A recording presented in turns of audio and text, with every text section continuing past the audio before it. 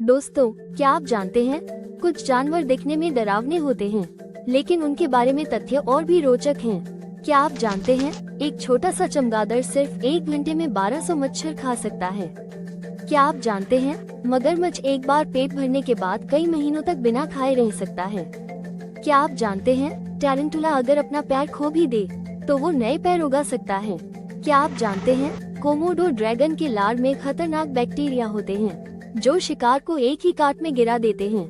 क्या आप जानते हैं पफरफिश खतरा आते ही गुब्बारे की तरह फूल जाती हैं और उसमें जहर भी होता है जो इंसान के लिए जानलेवा हो सकता है। दोस्तों, डरावना था ना? और ऐसे ही रोमांचक तथ्य जानने के लिए चैनल को फॉलो कीजिए।